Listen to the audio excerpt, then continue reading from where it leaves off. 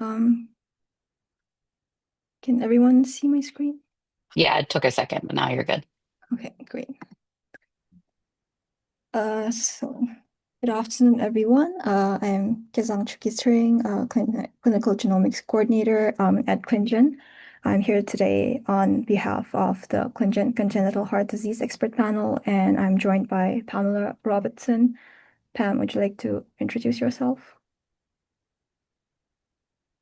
Sure. So I'm one of the senior biocurators and genomic specialists on the BRO team, coordinating several expert panels such as the congenital heart disease VCEP. Great. So today we'll be providing an update on the activities of the CHD expert panels.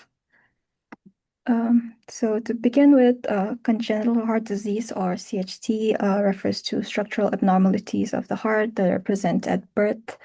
Um, Examples of CHD include septal defects such as atrial septal defect or ventricular septal defect. There are obstructive lesions like pulmonary stenosis, aortic stenosis, or coarctation of the aorta. There are also cyanotic CHD, including tetralogy of Fallot, transposition of the great arteries, and many more. CHD is the most common type of birth defect worldwide, occurring in about one in every 100 live births. It is a major contributor to infant morbidity and mortality, and understanding the genetic underpinnings can significantly improve diagnosis and patient care. With the increasing availability of exome and genome sequencing, there is increasing evidence that genetic variations play a role in CHD. There are currently more than 200 genes associated with CHD in the literature, but the strength of evidence varies greatly. Despite the rapidly expanding number of genes for which pathogenic variants are likely to cause CHD, there are challenges in determining causative genes for this disease. So given the genetic complexity of CHD, there are gaps in the genetic understanding of this disease, highlighting the need for an expert panel. Although there are more than 200 genes associated with CHD, only a few had officially been curated using ClinGen gene curation framework. Also, at the variant level, there are clinically relevant discrepancies of variant pathogenicity on ClinVar that would benefit from an expert panel interpretation. Moreover, there is currently marked heterogeneity in available clinical testing. Commercial CHD genetic testing panels vary substantially in their in their content. Different laboratories use different gene panels, leading to inconsistent testing outcomes and potential misinterpretations, which can impact disease diagnosis and management. For instance, among 188 genes tested across three commercial CHD gene testing panels, only 16%, so 31 out of the 188 genes are assessed universally, while the rest 72% are unique to individual panels. So this shows that the field still lacks consensus on which genes are clinically valid to be included for CHD testing panels. So this variability in clinical practice was a major driver behind forming a dedicated expert panel for CHD. The CHD gene curation expert panel and the variant curation expert panel was established to address these issues. The GCEP was formed first to focus on curating gene-disease relationships based on the ClinGen gene curation framework, and the VCEP was established to standardize variant-level interpretation of variants in definitive CHT genes using the ACMG AMP guidelines, and will aim to resolve clinically significant discrepancies in variant classifications in ClinVar. So today I'll be focusing on the CHT GCEP, which was launched in 2022. So our expert panel includes members from 7 countries, including the United States, Australia, Canada, Japan, and across Europe. It is a multidisciplinary team made up of cardiologists, medical geneticists, clinical laboratory diagnosticians who report CHD gene findings, and CHD researchers. Dr. Amy Roberts and Dr. Bruce Gelb co-chairs the expert panel, and this GCEP is coordinated by Dr. Marina Di Stefano and myself. We currently have 24 members, out of which we have 8 biocurators which includes ClinGen staff, 3 volunteer curators who newly joined, and 2 experts who also curate for us regularly.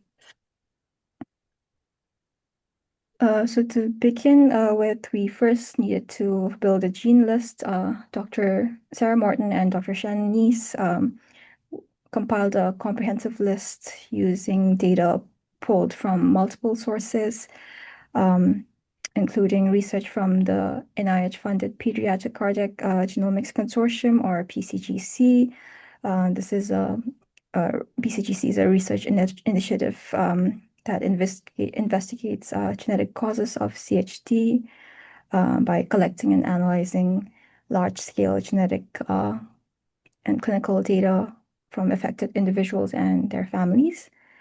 They also referred to published literature on CHD and commercial CHD testing panels, as well as expert input from cardiovascular genetics specialists within the PCGC.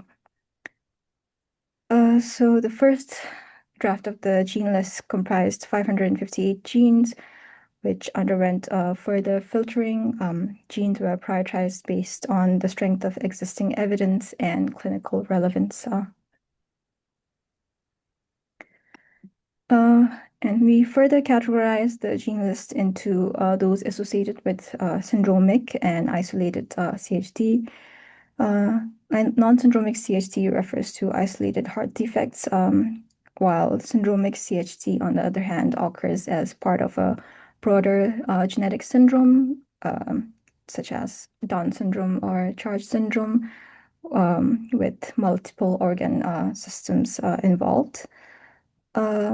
Each category requires a slightly different curation strategy, since syndromic cases have complex phenotypes, of which CHD is only one component.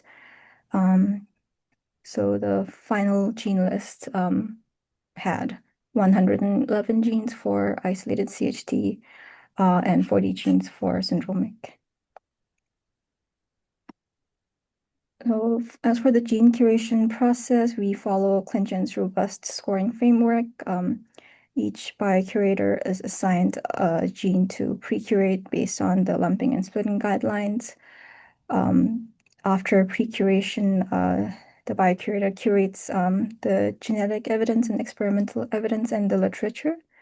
Then the biocurators meet with Dr. Morton and Dr. Neese, who reviews the curation before we present it to the expert panel and provides cardiovascular specific expertise.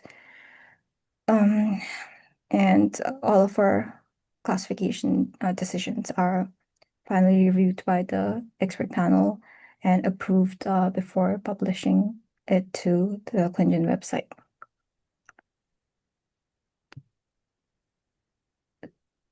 So here's a snapshot of our progress so far.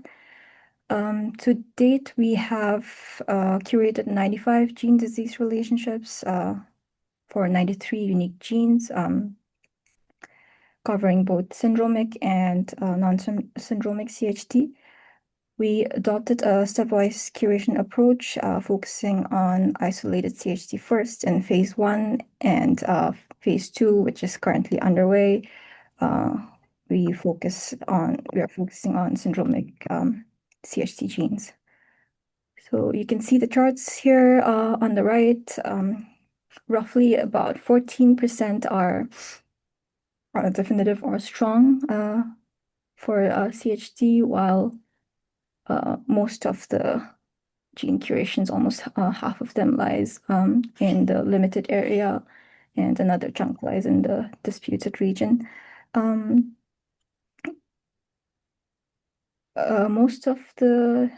So about 80% of the GDRs were associated with autosomal dominant disease.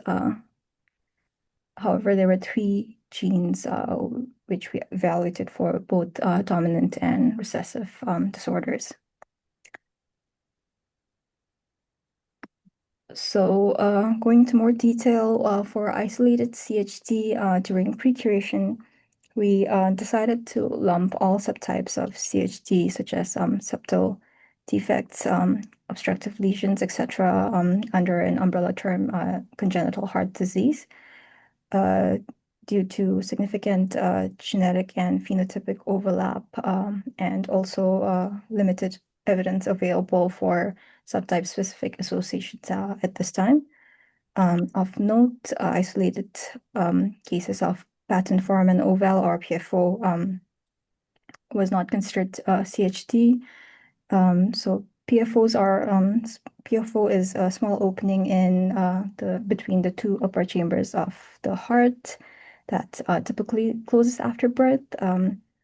It is an anatomical variant rather than an actual structural CHT, and is usually a normal part of fetal development. So isolated cases of PFO were not considered as CHT in our curations.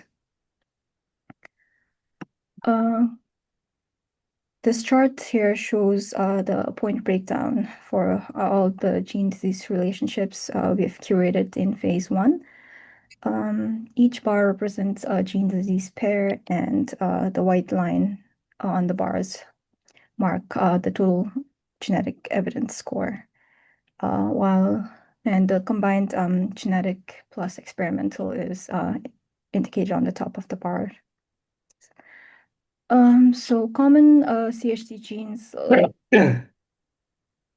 Sorry, is someone unmuted? Yeah, so common CHT genes like GATA4, NKX2-5, and MYH6 reached definitive classification, often maxing out the genetic evidence category at 12 points, and also supported by strong functional data. In contrast, many of the gene disease pairs at the other end of the spectrum lacked sufficient case level evidence to reach stronger classification. Most gene disease pairs in the limited category here scored fewer than 3 points for case level evidence that met. So interestingly, some of the disputed genes had strong supporting experimental evidence, but lacked genetic evidence that met our scoring criteria. For example, the STAND5 gene, which was assessed for congenital heart disease, received a maximum score for experimental evidence at 6 points, but was disputed due to lack of scoreable genetic evidence. And as more genetic and functional data gets published in the literature, particularly from new cases identified, we expect these lower evidence genes to eventually move towards more definitive or refuted classifications. That said, we also have not yet classified any gene as refuted for CHT.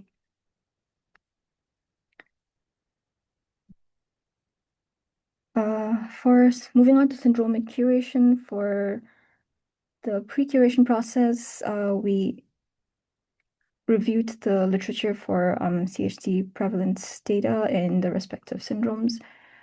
The GCEP will curate gene-disease relationships for which there is more than 30% CHD prevalence reported in patients with the disease. So far, we have published 7 gene-disease relationships on our website, and all of them except for one reached definitive. And as you can see on the chart here, all of them reached a definitive with just case level evidence. These syndromic genes often involve multi-organ involvement, so we usually work with other GCEPs for a more robust and careful phenotypic review. We also find that many of these genes are curated by other GCEPs and are published on the website. So we are mostly working to add secondary contribution to these existing curations with CHT-specific evidence. Now, I'd like to highlight NKX2-5 as a case study. This gene, NK2 homeobox 5, is a 2-exon gene with 324 amino acid. It encodes a cardiac transcription factor and is essential in cardiac development. It was first reported in relation to autosomal dominant CHD in 1998 and has been tested clinically for many years. Many variants have been reported in the homeodomain region of NKX2-5 in relation to congenital heart disease, particularly in secondum atrial septal defect and AV conduction defects. And here, put a screenshot of OMIM here, and as you can see here, it is there are 6 assertions for this disease on OMIM, out of which 5 of them are heart defects, while 1 was split out. So the hypothyroidism congenital non-goitrous was split out from this curation. One major challenge with NKX2-5 is incomplete penetrance and variable expressivity. In some families, affected individuals may have a classic CHD phenotype, while other members may carry the variant but have only conduction issues or remain unaffected. Like this family from the Hirayama Yamada paper in 2005, this family had 4 siblings identified with heterozygous NKX2-5 variant. However, only 3 siblings were affected with ASD secondum and for second-degree AV block, and 1 sibling remained unaffected. This complicates both variant interpretation and genetic counseling. It also raises questions about whether these CHD presentations represent distinct disorders or spectrum of disease.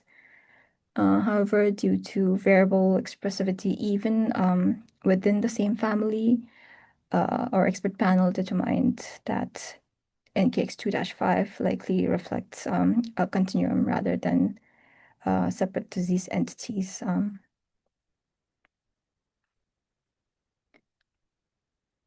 So for this, so we've curated this gene for NKX2-5 related congenital conduction and myopathic heart disease.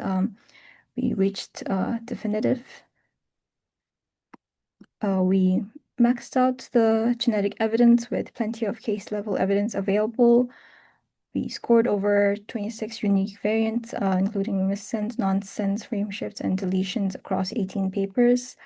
Though we're mostly truncating or missense variants, especially in the homeodomain region. And as I mentioned earlier, incomplete penetrance and variable expressivity were observed. For experimental evidence, we scored mouse models that recapitulated many human phenotypes, including ASD, conduction defects, non-compaction or hypertrabeculation, and cardiac dysfunction.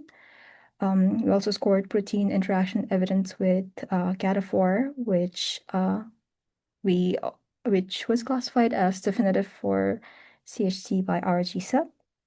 And there were also in vitro studies showing altered binding or transactivation. So the total points for experimental evidence was 4.7 points for this curation. And yeah, with this was definitive. This reached definitive and is currently published on our website. So right now, we meet monthly on the first Tuesday of the month with an average of about 15 members per meeting. Key challenges include the high genetic heterogeneity of CHT. Many different genes can cause overlapping cardiac phenotypes, and the limited phenotypic specificity makes it difficult to pinpoint a single causative gene for CHT. And also many CHT presentations like VSD or conotruncal defects are relatively non-specific and can be part of multiple syndromes or can occur in isolation.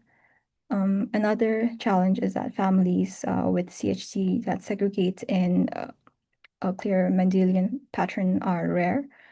This is often due to early mortality in severe CHT cases, and in others, variable penetrance can mask the inheritance pattern. So these factors make it challenging to gather robust segregation data for our curations. Looking ahead, we're currently working on a manuscript that summarizes our curation efforts for phase 1. This will provide a detailed look at our methodology, gene classification, and lessons learned. We are continuing to assess genes associated with syndromic CHT as part of phase 2, with plans to finish up early next year. And finally, we also plan to begin recuration of previously classified genes in line with ClinGen's recommended recuration timelines. New evidence will accumulate through novel case reports, functional studies, or population data. And ClinGen's curation guidelines are also refined over time. So we want to ensure our classifications remain current and updated, reflecting the most up-to-date evidence with the latest ClinGen guidelines, so that our results are clinically useful for genetic testing and diagnostics purposes. And with that, we'll take questions at the end. I'll hand it over to Pam for the VCEP part. Thanks, Kezang. I might need to keep sharing and clicking along if you don't mind, just to keep the transition smooth.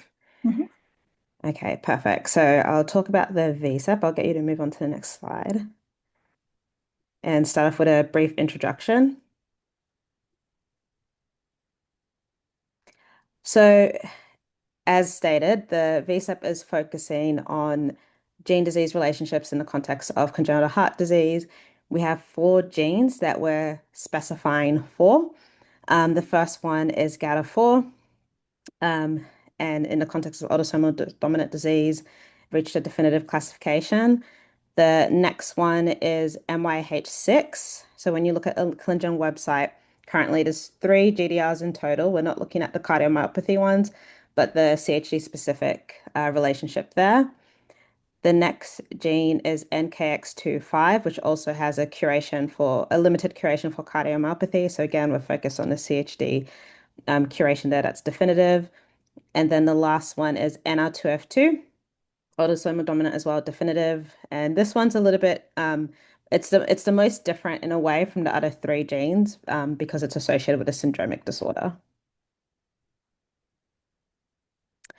So there's a lot of overlap in the membership of the VCEP with the GCEP. The chairs again are Bruce and Amy, as Kezang introduced in the GCEP. The coordinators here are myself and Kezang, with Marina providing oversight as a ClinGen PI. And then we've got a mixture of staff and volunteer biocurators and experts representing different expertise, which I'll get into shortly. If you just click next. So our members are from 20 institutions, including hospitals, genetic testing labs, research centers, and universities. And I've just put a pie chart showing the different countries that members are not necessarily they originate from, but their institutions are from. So we've got 2/3 from the US. We've got 4 members from Argentina, 2 from Australia, 2 from Canada, and then 1 from the UK and 1 from Belgium. And then if you click next, Kezang, we have their expertise, which is really important for VCEP to make sure you have a diverse representation to inform our VCEP specifications. So we have about 1/3 who specialize with clinical genetic testing with these heart conditions, the CHD. We've got another 1/3 that are physicians primarily. About 1/5 are primarily involved in biocuration. And then we have 3 genetic counselors, 3 basic research scientists, and 3 bioinformaticians. So this is a figure that I'd expect most, if not all, everyone on this call to be very familiar with, which shows the approval process of a ClinGen VCEP from start to finish, with finish being sustained curation in ClinVar. And so the VCEP, well, the VCEP and GCEP, they're both U24 funded expert panels, with the funding going from August 2022 to June 2025. But recently got an extension to June 2026, which is great. So as Kezang mentioned, the GCEP started in 2022. The VCEP started roughly just over a year later, once we had the GDRs published and it was clear what the definitive GDRs would be, or at least a subset of them, which then informed the scope of the VCEP. So in terms of what stage we're at currently, we're somewhere between step 2 to step 3, where we've finished specifying the draft specifications. We've sent it off for review by the VCEP review committee back early in September earlier this year. So this is the second round feedback we're waiting for. And then so hopefully we'll shortly be moving on to the piloting stage. Okay, so I'll talk a little bit about the genetic basis of CHD. I won't go into too much detail just because Kezang has provided a great background already, but just some things that are of interest when thinking of the VCEP. So very briefly first, just talking about the phenotypic perspective, which again, Kezang has covered, but highlighting that CHD really does encompass a broad spectrum of heart malformations. That could be, very solitary abnormalities. So that's shown in the top part of this figure here, where it could just be a single thing like a atrial septal defect or isolated dysplastic valve. Or it could be even more complex, which is shown in the second half of the figure, where you have lesions that actually consist of multiple defects occurring at the same time. When we think now, so that was more the phenotype side of things. When we think more of the genetics behind the scenes, so genetic testing in general has really led to identification of 45% of CHD patients having a diagnosis in terms of a gene and a variant in a gene that would be responsible for their disease. So there's obviously still a while to go there. Um, with next generation sequencing technologies, they are now widely adopted in clinical genetic labs as the primary test. And it's actually quite cost effective to analyze an individual with a gene panel for CHD or using whole exome or whole genome sequencing. However, despite all this progress, less than half of the estimated, and again, highlighting that it is an estimate, that the 440 genes that are thought to be associated with CHD have been identified, meaning there's still much more to be discovered. And so when we look at the figure on the right, it really reflects this, where we have 55% of patients where it's just unknown what is the cause behind their CHD. 15% are identified with CNVs, and you can see some very common syndromes there. 13% are associated with some sort of chromosomal abnormality, so some kind of trisomy or monosomy. Of interest, of course, to the VCEP are the single gene disorders. So this is 12%, where we have about 10.5% that's associated with a de novo variant and 1.5% that's inherited. Now, of course, as more genes and GDR start to be discovered, these numbers may change. And then 5% are associated with environmental causes. Okay, so I'm going to give a kind of brief overview of the CHD VSEP specs. As you can imagine, with 4 genes, it's a lot to go through. So I'm going to keep it um, on the kind of high level side of things. So, starting with a high level summary of the pathogenic evidence codes. So, I've got the 4 genes here in this table, and then the different codes on in the first column. And it's basically just stratified by changes in evidence strength. So, whether it's increased or decreased, there's no change at all, or NA mean that it's not applicable for this gene in the context of CHD. And so overall, you can see that most of the codes have changed in some way. And this is really just reflective as well as, guidance that has come out along the way in the past 10 years. And so us just, applying that guidance like PP3 and the ability to upgrade that all the way to strong based on the Petrova paper from a few years ago, as an example. And then there's a few that are NA as well and not applicable. And I'll go through some specific examples for each gene.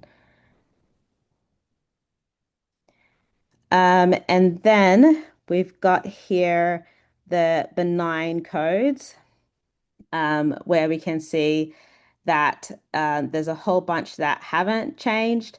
So a bit of a different pattern from the pathogenic side of things. And again, I'll show a couple of examples.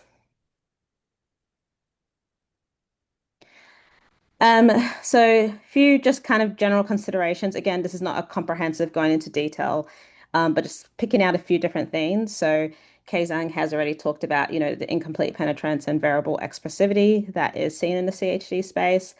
So just really wanted to highlight that you can see that between and within families and how that can affect specific codes, such as, for example, segregation.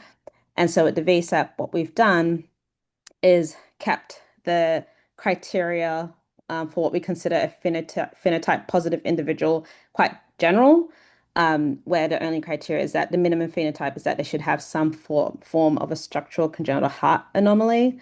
But we've specified that we will not count individuals that have the PFO, which Kezang described in more detail before what that was, um, and how that's not really considered CHD, or an isolated bicuspid aortic valve, as both of these also have a high general population incidence. And this pedigree is just showing, 5-generation family and individuals within it all having different subtypes of CHD.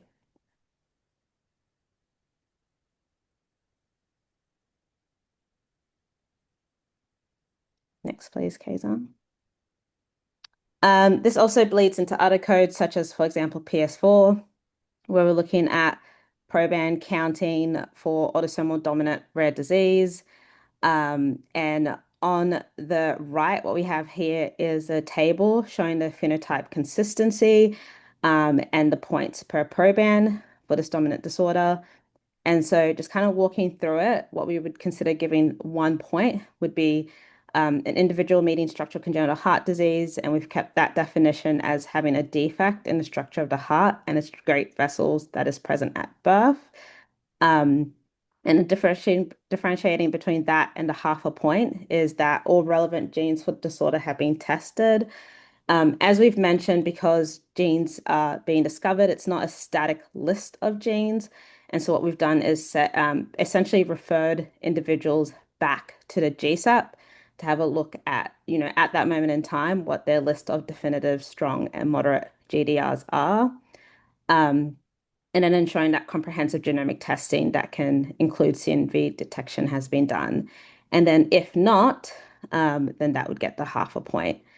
And then we highlight phenotypes that we consider not consistent. So again, that would be the PFO, but also isolated patent ductus arteriosus, or isolated cardiomyopathy without structural changes.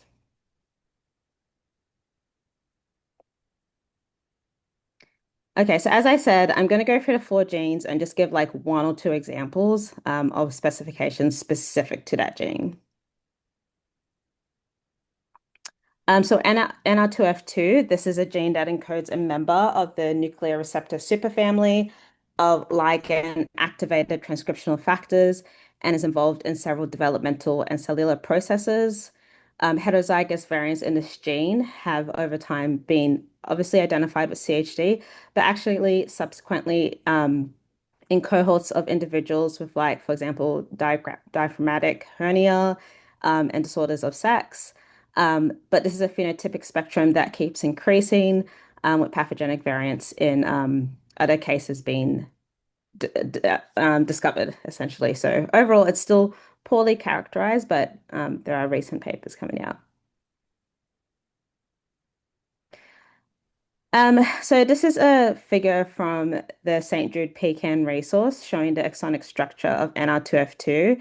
And when I look at just pathogenic and likely pathogenic variants in this gene in ClinVar, the lollipops basically indicate the type of variant. So red and orange being frameshift nonsense variants, blue being missense, purple splice, brown insertion variants. Um, you can see there's quite a few loss of function variants around and a few missense. Um, Now, taking it back to that syndromic nature that I brought up, so I just wanted to bring this paper from 2023 and their cohort where they really show quite a diversity of clinical features being seen in their cases there. So, you can see anything from like microcephaly, intellectual and developmental delay, hypertonia, hearing impairment, like really very different organ systems being targeted there, with the primary feature being congenital heart disease in all of these cases. So because of that, we did have to adjust codes, our program counting codes describing phenotypes to account for this. So if you click one more time, Kezang. So that's showing, this is showing that same PS4 table from before, but now we have the extra stipulation of structural congenital heart disease with or without syndromic features. We list out a few, but we do say that this is not an exhaustive list, and there can be additional phenotypes under the clinical spectrum of this disorder.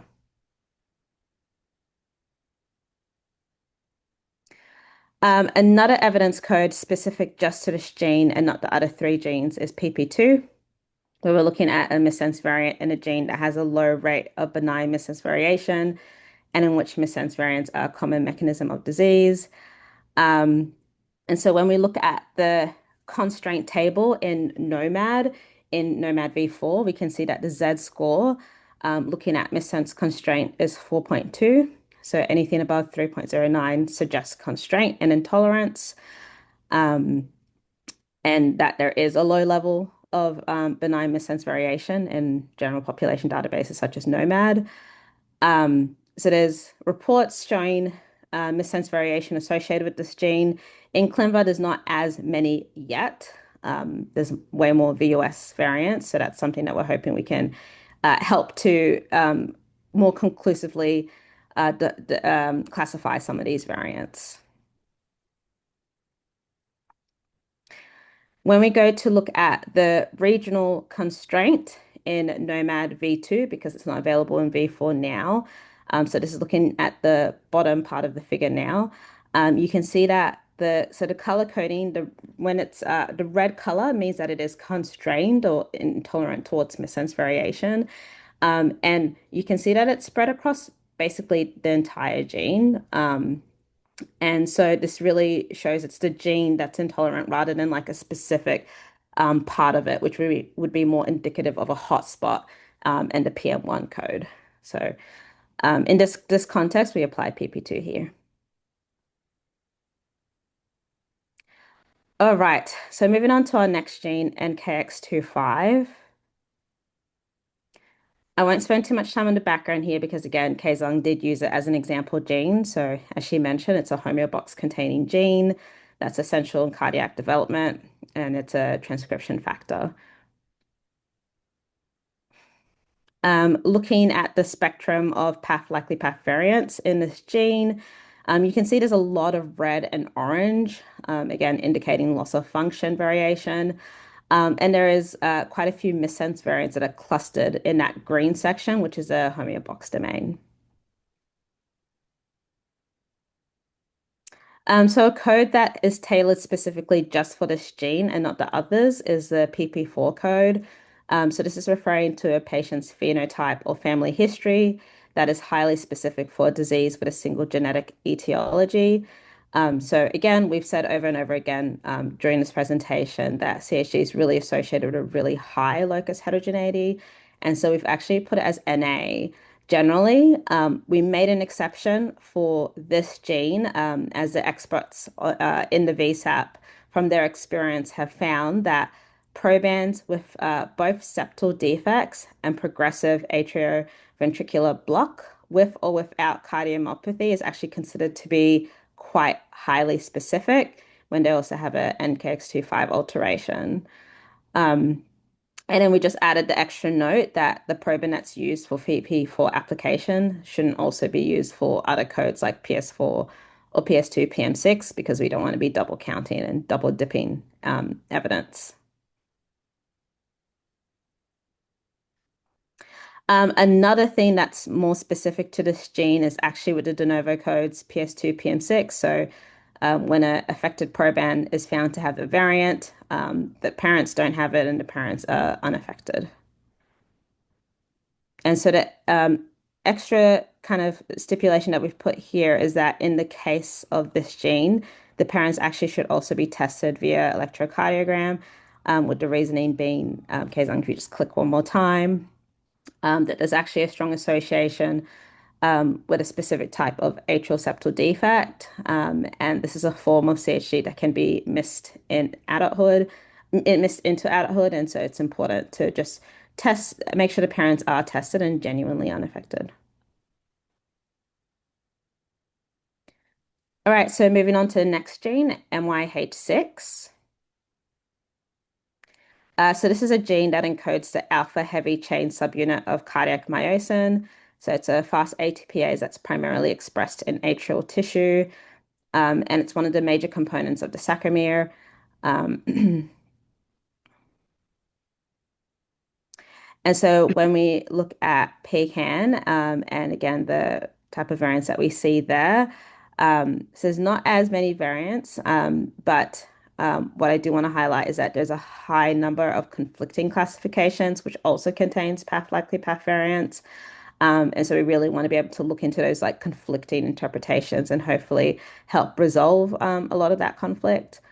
And then there's also like a high number of VOS variants, of which 85% of them are actually missense.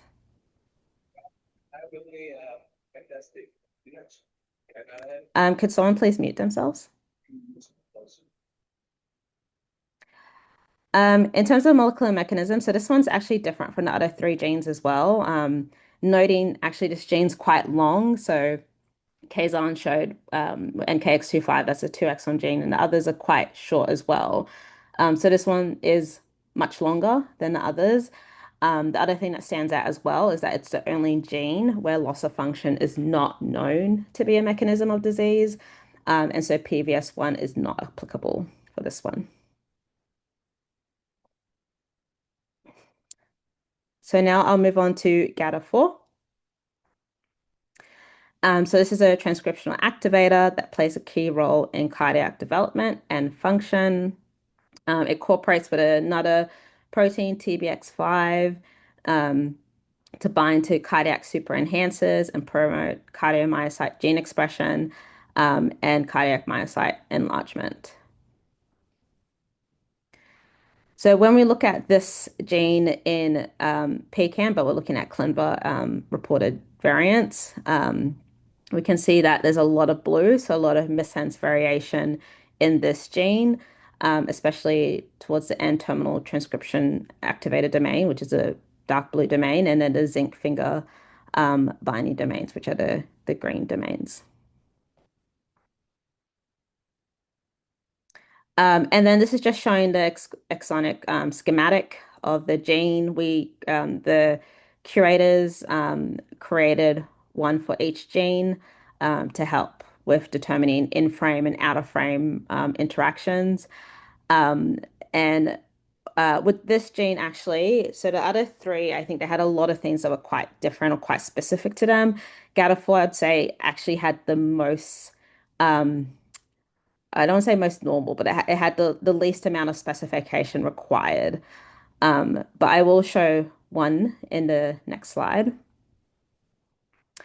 which is in the context of PS3. So with PS3, we're talking about functional studies that show a damaging effect on the gene or gene product from a moderate strength, and this is actually applicable to all genes.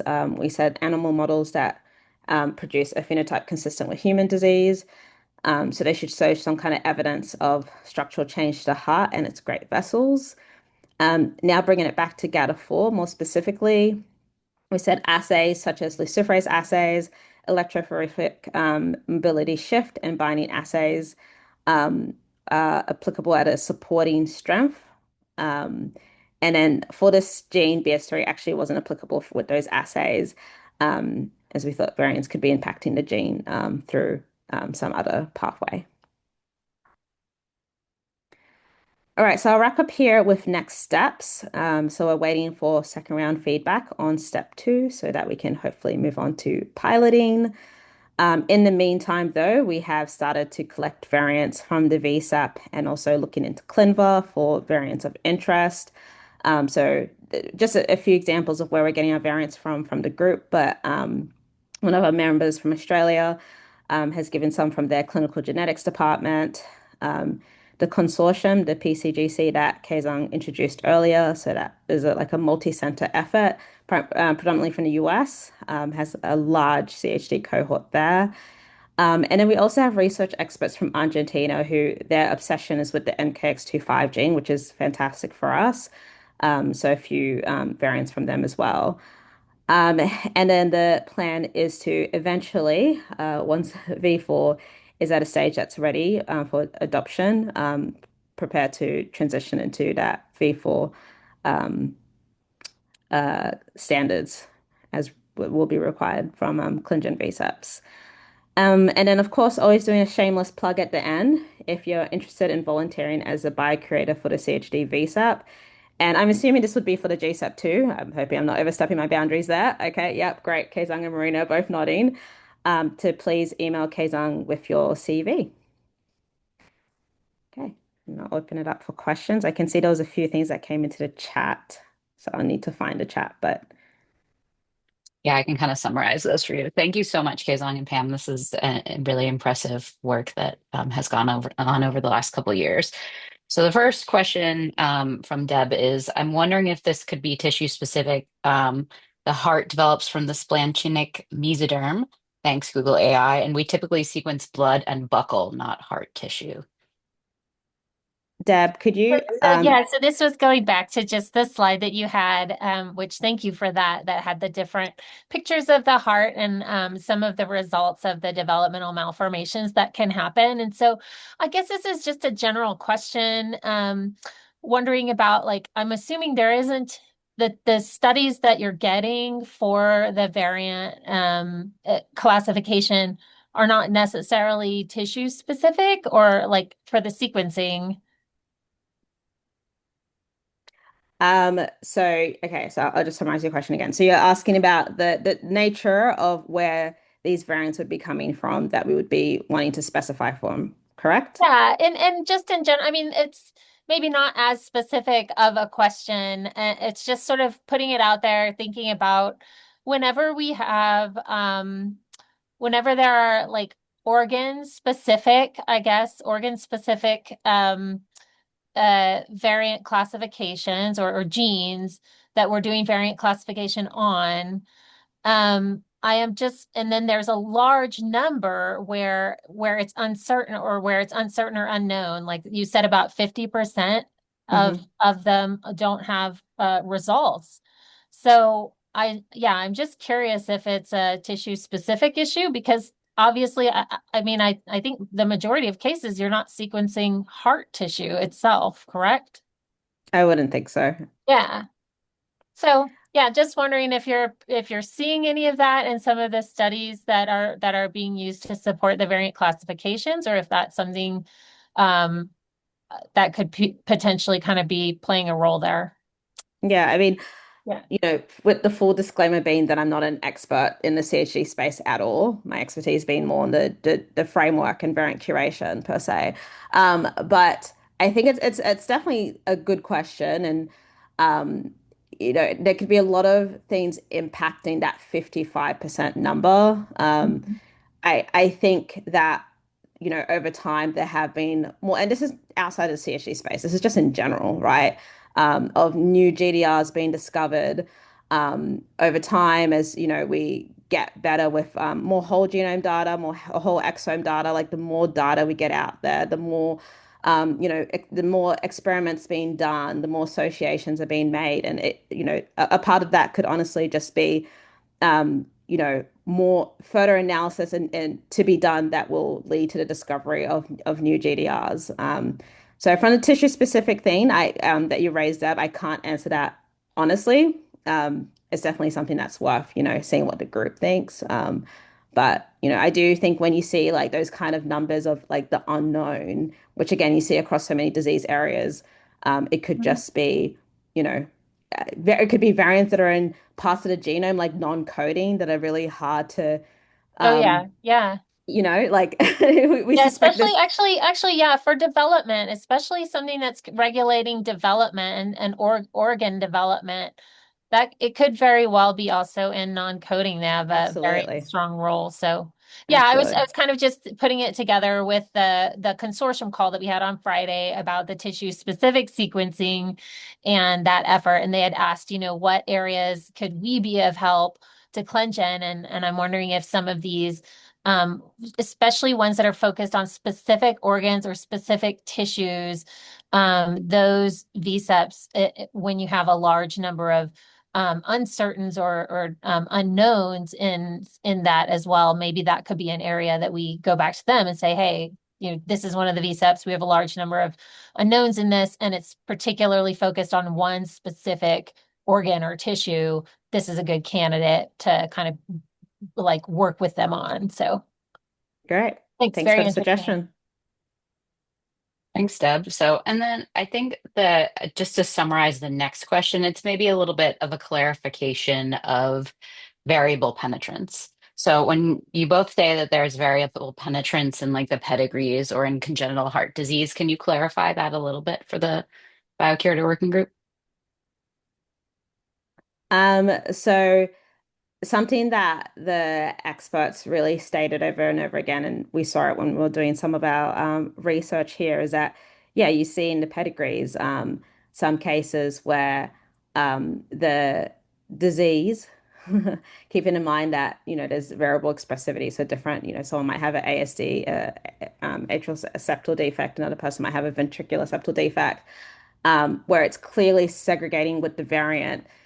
And then other instances where some individuals in the family don't have um, the CHD, but maybe have the variant. Um, and so, there can be other factors at play there. I think incomplete penetrance in general is a very difficult conversation, again, across disease areas. But it's definitely something that is noted that not all individuals that necessarily have a disease-causing variant will clearly have disease. Um, and I think what also complicates things is that we know that there's some phenotypes that don't show up as clearly as others as well. So it might be quite subtle. They might actually have it, but unless you do certain types of testing, it would look like they're unaffected when they're actually not. Great, thanks, Pam. And then, and the next question is the $1 million question. When will the info criteria be in the C-spec for the VCEP? Your answer is as good as mine. I don't know. Couldn't tell you. It depends what kind of feedback we get this time around. Piloting can take a while, as we know. I don't want to give an answer that I can't promise that we can hold to. So it won't be within the year, like not within 2025, but within the year into 2026, September 26. That is very doubtful. I can tell you that much. Yeah, and I think, as Pam emphasized, it'll be available as soon as they can, especially because it's a U24 expert panel. It's just a bit of an unknown of how long things will take. Okay, well, I think we're at time. So thank you for the great presentations and for all the work, and thank you for the good questions. And I will talk to you all in a couple weeks. Bye. Bye, everyone.